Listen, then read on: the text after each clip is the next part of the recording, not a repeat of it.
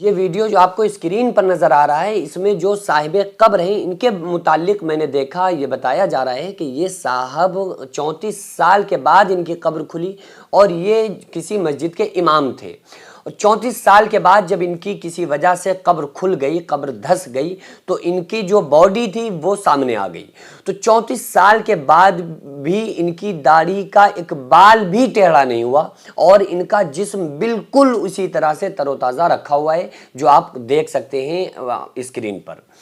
تو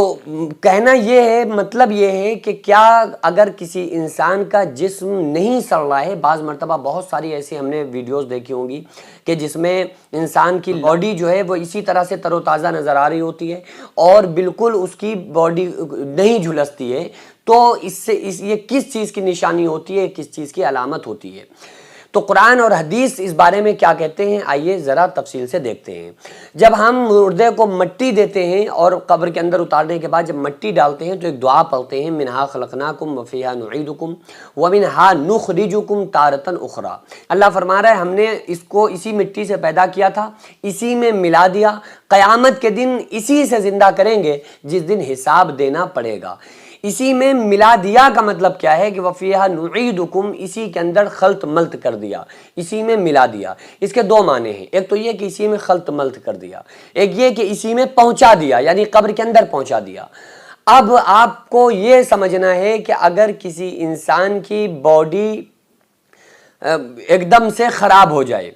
تو اس کا کیا مطلب ہوگا؟ اس کا مطلب یہ ہوگا کہ بھائی یہ انسان نیک نہیں تھا، ایسا نہیں ہے۔ اگر کسی انسان کی باڈی سڑ جائے، خراب ہو جائے اور 1 سال کے بعد یا 6 مہینے کے بعد اس کی قبر کسی وجہ سے کھل جائے اور اس کی باڈی نظر نہیں آ رہی ہے، مٹی بن چکی ہے، تو اس کا مطلب یہ ہرگز نہیں ہے کہ وہ انسان گناہگار تھا۔ یہ آپ اس کی قبر دیکھ کر، اس کی لاش کو دیکھ کر آپ یہ فیصلہ ہرگز نہیں کر سکتے۔ کیوں؟ اس کی ایک وجہ میں آپ کو تھوڑا سا تفصیل سے بتاتا ہوں۔ آقا علیہ الصلوۃ والسلام نے ارشاد فرمایا کہ اللہ تعالیٰ نے زمین پر حرام کر دیا ہے کہ وہ نبیوں کے جسموں کو کھائے، یعنی نبیوں کے جسم کو اللہ تعالیٰ نے مٹی پر حرام کر دیا ہے۔ مٹی، قبر کی مٹی انبیاء علیہ السلام کے جسم کو نہیں کھا سکتی، اور انبیاء علیہ السلام کے اجسام جو ہیں، جسم جو ہیں، وہ بالکل اسی طرح سے قائم و دائم رہتے ہیں قبر کے اندر۔ تو یہ خصوصیت صرف انبیاء علیہ السلام کو کے جسموں کو اللہ کے رسول صلی اللہ علیہ وآلہ وسلم نے بتائی۔ تو اس کا مطلب کیا ہے کہ یہ خصوصیت صرف انبیاء کے لیے ہے، یعنی اور جو مومنین لوگ ہیں اور جو مسلمین ہیں ان کی جو قبر ہوتی ہے ان کے جسموں کو کھا سکتی ہے۔ جبھی تو خصوصیت انبیاء علیہ السلام کے جسموں کو الگ کیا گیا کہ یہ انبیاء علیہ السلام کے جسموں کو نہیں کھاتی، یعنی کہ اس کے علاوہ جو اور نیک لوگ ہیں ان کے جسموں کو کھا سکتی ہے۔ تو جب یہ ہے ہی کہ وہ کھا سکتی ہے اور یہ بھی ہے کہ وفیہا نعیدکم اسی میں ملا دیا، تو اس کا مطلب یہ نہیں کہ جن کی باڈی سڑ گئی ہیں تو اس کا مطلب یہ کہ وہ گناہگار ہیں۔ یہ باڈی کے ٹمپریچر پہ بھی کبھی کبھی ہوتا ہے کہ جو قبر کے کیڑے ہوتے ہیں وہ کبھی کبھی کسی باڈی کو بہت جلد خلط ملط ہو جاتی ہیں مٹی میں ملنے کے بعد، بہت جلد۔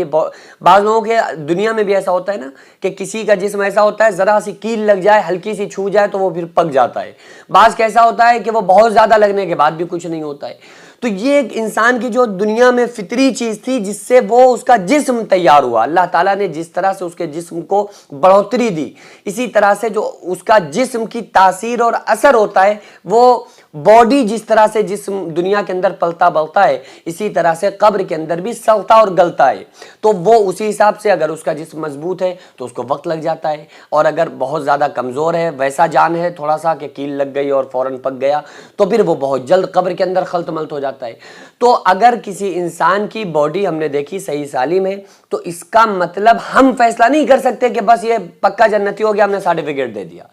یہ نہیں کہہ سکتے۔ اور اگر کسی کی باڈی کا پتہ بھی نہیں چل رہا ہے اور باڈی اس کی خراب ہو گئی تو اس کا مطلب یہ ہرگز نہیں ہے کہ یہ بندہ بڑا گناہگار تھا، جہنمی ہے، نہیں۔ یہ فیصلہ کرنے والے ہم کوئی نہیں ہیں، یہ فیصلہ قیامت کے دن اللہ رب العالمین کرے گا، اور یہ فیصلہ اللہ تعالیٰ بندوں کے اعمال پر کرے گا، کیونکہ اچھے کاموں پہ اللہ کا وعدہ ہے کہ بخش دے گا، برے کاموں پہ وعدہ نہیں ہے، چاہے گا تو بخشے گا اور چاہے گا تو اللہ تعالیٰ سزا دے گا۔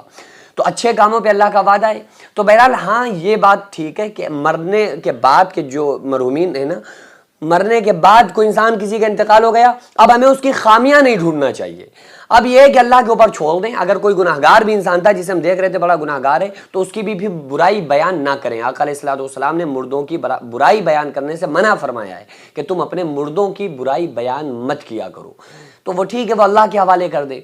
تو بہرحال یہ ہے کہ ہمیں پوزیٹیو پوائنٹ ہی رکھنا چاہیے۔ اگر کسی کی باڈی ہم نے دیکھی کہ وہ بالکل صحیح سالم ہے، 34 سال بعد، 35 سال بعد، 10 سال بعد، 20 سال بعد، تو ہمیں پوزیٹیو پوائنٹ رکھنا چاہیے کہ چلو اللہ نے چاہا تو یہ بندہ نیک ہے اور یہ بندہ جنتی ہے، یہ ہمیں تھنکنگ رکھنا چاہیے، ذمہ داری کے ساتھ نہیں، بس ایسے ہی تھنکنگ تاکہ اس کے بارے میں غلط خیال نہ آئے۔ لیکن اگر کسی کی باڈی خراب ہو گئی تو اس کے بارے میں تھنکنگ نہیں رکھنا چاہیے کہ یہ بندہ بڑا گناہگار تھا، اس کی باڈی سڑ گئی، ٹھیک ہے، اس کے بارے میں بھی نیک تھنکنگ رکھنا چاہیے، اچھی سوچ رکھنا چاہیے، پوزیٹیو تھنکنگ رکھنا چاہیے کہ یہ بھی اللہ تبارک و تعالیٰ نے اس کو بھی معاف فرما دے۔ ہمیں ان کی برائیاں بیان کرنے سے اور اس کے بارے میں اپنے مرحومین کی برائیوں کو سوچنے سے ہمیں بچ کر ہمیں ان کے اندر کے جو پوزیٹیو پوائنٹ ہیں ہم تمام لوگوں کو ان کو دیکھنا چاہیے۔ اللہ رب العالمین کی بارگاہ میں دعا ہے کہ جو بھی لوگ اس دنیا سے رخصت ہو چکے ہیں، مومنین اور مومنات، مسلمین اور مسلمات، اللہ تبارک و تعالیٰ ان تمام لوگوں کی مغفرت فرمائے، بخشش فرمائے اور ان کو جنت الفردوس میں اعلیٰ سے اعلیٰ مقام عطا فرمائے، اور ہم تمام لوگوں کو اس دنیا میں اللہ تعالیٰ شریعت مطہرہ پر عمل کرنے کی توفیق عطا فرمائے۔ وما علینا الا البلاغ۔ السلام علیکم ورحمۃ اللہ تعالیٰ وبرکاتہ۔